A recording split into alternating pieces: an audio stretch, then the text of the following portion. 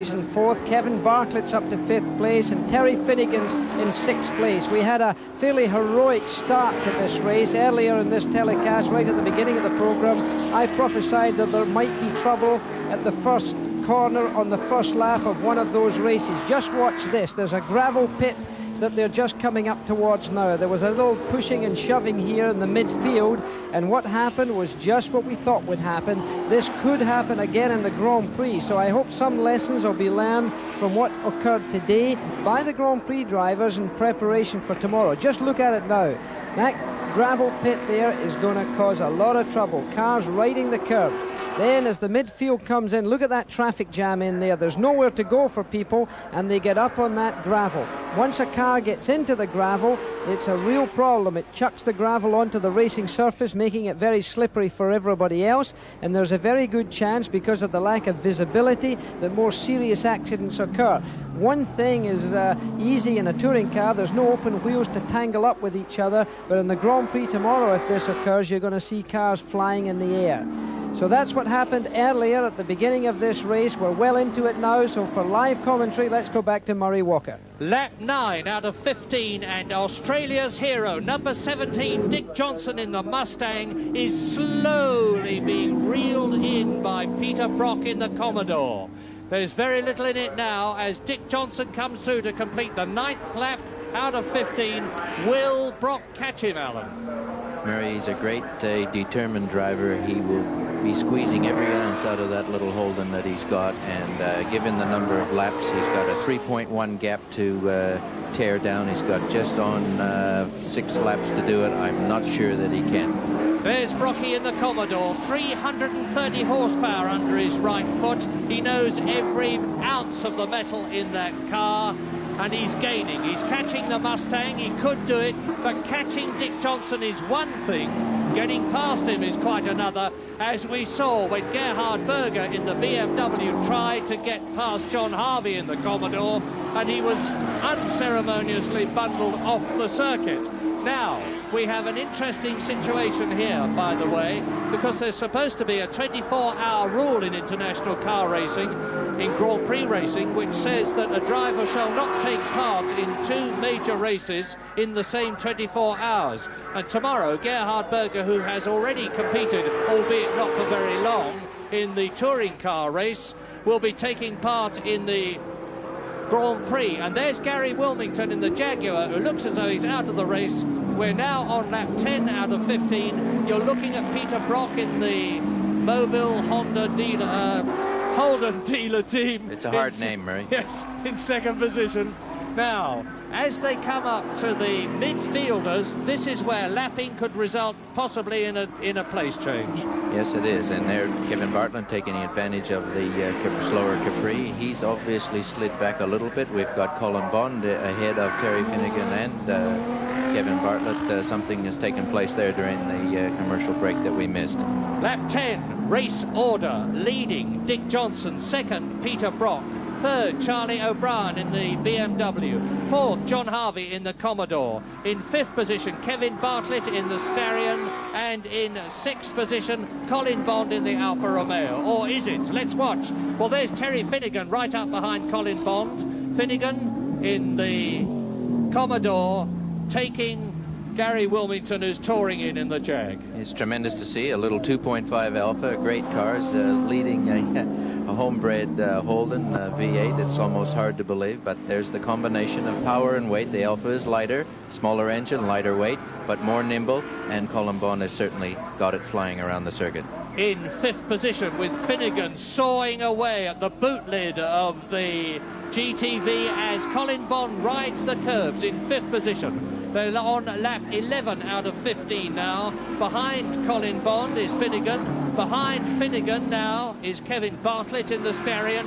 And my goodness, Finnegan, as we know from what Jackie Stewart just told us, is suffering from a bout of oversteer there. Yes, he certainly can't hope to get it on Colin's tail by doing that. He's heating up the rear tires, the car is fishtailing, and he hasn't got the control he'd like. Right, but the leader Dick Johnson has, as we watch Colin Bond. And by the way, hats off to Colin, because he's driving a car with at least 30 horsepower, less than the Alfa Romeo he is used to. which was destroyed at Surfers Paradise. The toy shop has, the Sydney dealership has replaced the car, and something flew off there. I don't know what it was. Back bumper bar cover, Murray. Say that again, The Alan. back bumper bar cover. There's some Right, plastic well, covers on there's it. a change there because Terry Finnegan is through, having taken Colin Bond, and in the process moved up to 5th position. And on lap 12 out of 15, Dick Johnson leads, Peter Brock 2nd, Charlie O'Brien 3rd. And watch this replay of Terry Finnegan as Colin Bond waves his hand. That back bumper cover flies off. Finnegan goes through up to 5th place. And the gap between the leader, number 17 in the Ford Mustang, Dick Johnson, and the famous 05 of Peter Brock is about the same. Yes, Murray, I think he's going to have trouble whittling it down. Dick Johnson seems to be doing it in his own way, in his own manner, and Peter has to get on his bumper bar before he can pass him. While you're watching the battle for 5th, Terry Finnegan, having thrown the Commodore about, has thrown it past Colin Bond, and I don't think, with Bond having been caught a pass, and there's Kevin Bartlett in the background in 7th position. Dick Johnson still well ahead, Peter Brock still 2nd, Charlie O'Brien. So it's Ford Mustang leading, Commodore 2nd, BMW in 3rd position, then another Commodore 4th. This is the battle for 5th, and Colin Bond is now going for it. Yes, he appears to have got himself wound up again, Murray. Whatever that caused him a little bit of heartburn there a minute ago, he's now hounding the Commodore of Terry Finnegan's. And I see he's saving himself a bit of friction there by getting the rear wheels off the ground. Any way you can save the tires is always a help. Well, number 40, 38-year-old Terry Finnegan from Sydney, who is a race car builder, and he's certainly built a nice one here. By the way, Dick Johnson has just gone across the line. He is 2 seconds now only ahead of Peter Brock. Can we come back to the race for the lead between 17 and 05? So, as the battle for 5th position between Finnegan and Bond rages, we're now starting to get a real battle at the front between Dick Johnson and Peter Brock on lap 13, with only 2 laps to go at the end of this one. And Peter Brock has got the gap down between himself and Dick Johnson to just about 2 seconds. There he is. There's Peter Brock. Now watch for the green Mustang. It's less than 2 seconds. Yes, he's smelling him now, Murray. Yep. When you can smell them, he'll be smelling Dick's exhaust pipes. He'll be trying harder and harder, and there'll be no shortage of adrenaline going through Peter Brock's body at the moment. And if you were driving the Mustang, Alan, where would you be placing it? As far in front as I possibly could. Or even in the middle? Side even? Now, this is this fantastic bit of the course, and you see how gloriously wide this Adelaide circuit is. There's plenty of room for passing. So come on, Brocky, let's see you get at it. Now, let's not get too carried away with this Holden fan here, Murray. We want you to be totally neutral when you're with your first visit to Australia. But it's great to see Dick out in front with his little Ford, and I'm sure he's got this race under command. But it'll only take a light brake mishap or a tire deflating, and he's in trouble. Peter's certainly within grasping distance. Bad news for John Harvey, not that he's in a position to receive it. He has been penalised 60 seconds, 1 minute to you, and that will move him from 4th position way down, and it will promote Terry Finnegan to 4th, it will promote Colin Bond to 5th, and on this, the 14th and last lap but one, as you look down on the circuit, and the battle between Dick Johnson in the green Mustang for the lead, Peter Brock in 2nd position. The gap is down to 1.7 seconds. Charlie O'Brien is still 3rd in the BMW. Up to 4th place, Terry Finnegan, and look at that. Oh, that's the whole back bumper bar. Good night. Oh, well, cars go a lot quicker when they're lighter, I understand, Alan. Well, that's true, but not when it's a danger to the rest of the field. This is a black flag situation. Finnegan coming up. And it's Ray Ellis in the Commodore, of course, in a rapidly disintegrating motor car. And if he's not black flagged to come in, I'll be amazed. Well, anyway, there's Charlie O'Brien. That's the 3rd place man on his own. And here is the battle for the lead. This is lap 14.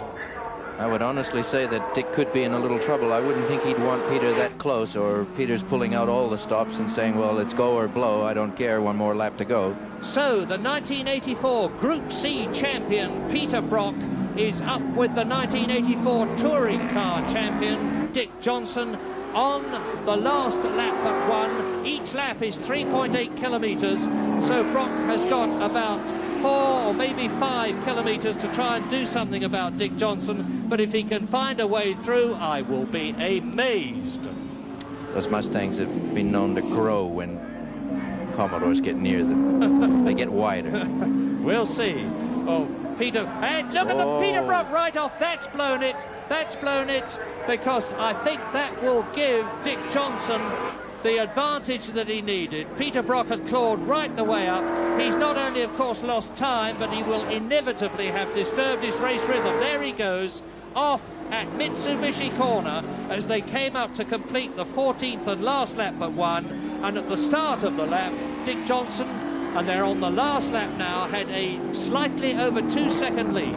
Yes, well, I think Peter was trying everything he could, trying to wind it up onto the pit straight, which is one of the longer straights on the circuit, and he just miscalculated, uncharacteristic, but nevertheless, I think it's given Dick Johnson the opportunity. But look at the way that Peter Brock has regained, has closed up the gap.